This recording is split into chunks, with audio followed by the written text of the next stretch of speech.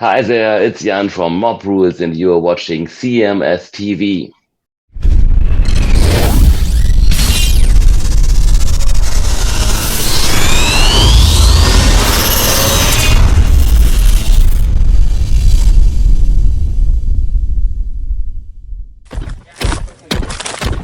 Dudes like us. Or that dude. That's almost not that.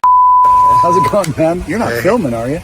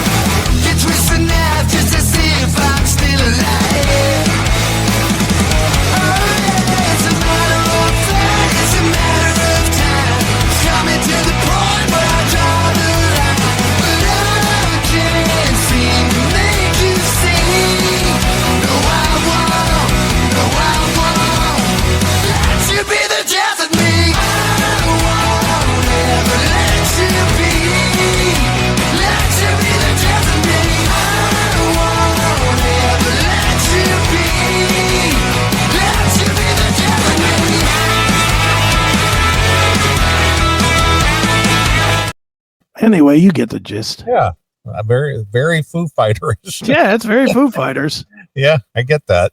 Yeah, I get that. Well, Eric seems to be enjoying it, and it's, good on Eric. I'm always glad to see he's have the opportunity to be involved with some project.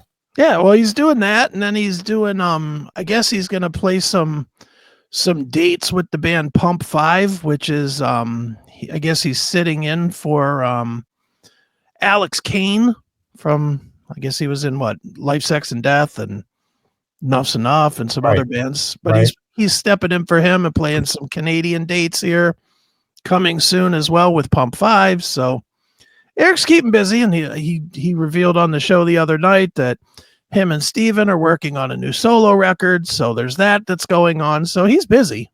It's good. Which is good. I was hoping that he wasn't gonna, end up having to sit in a cubicle for somebody and be miserable. Well, the thing is, I think the whole Stephen Pearcy DeMartini thing is just kind of overblown. I think after that's had its run, Stephen will continue on doing his solo thing. Yeah. I have no doubt about that. I mean, I could see that going for a summer. Obviously they got dates booked up. I mean, they're playing to the east of me, and they're playing to the west of me. Right. They're playing over in a casino at Four Winds Casino, and they're playing out at the Arcada Theater in St. Charles. Right. So once that run is over, how much can they do? Because I highly doubt that Steven's going to be recording music with DeMartini. Well, they've hinted at it in interviews, but whatever. Yeah. When I see it, then I'll believe it. Yeah, but Steven says that he wouldn't record. He'd like to record under RAD if all members, surviving members, could be involved. Steven and Don are like the same two guys. Yeah. They both say, well, I'm going to do this one last run, and then I'm done, and then I'm done, and then I'm done. And then the next thing, well, one more thing. And then, I think these guys, that's all they know. That's what they've done for all their life, for their adult life, is that's what they know. And none of them want to go the Janie Lane way out, where they're working a regular job and somebody's fucking with them, taking pictures, trying to get them on the internet and stuff. None of them want that. Yeah. I don't blame them. Yeah. So, but again, you get home, and then you're sitting at home, and then you're just like, okay, now what do I do? Mm-hmm. Like, well, I guess I could garden or something, but that's not happening. Yeah. It's just like, well, I'm not. And then what, am I just going to sit here and watch TV? Yeah. Listen to your old lady, bitch. Yeah. So it's got to be tough for a guy like that, guys like that, because it's what they know. That's their performers. they've written music and recorded and toured and played live shows, and you get home and then you're just kind of like, whoa, what do I do now? I just wish guys like Don or Steven, whose voices are kind of gone. Yeah. I wish that they would just make the transition, like Don especially, and maybe I should play the bumper for myself. It's time for Chris to talk Dokken. Right.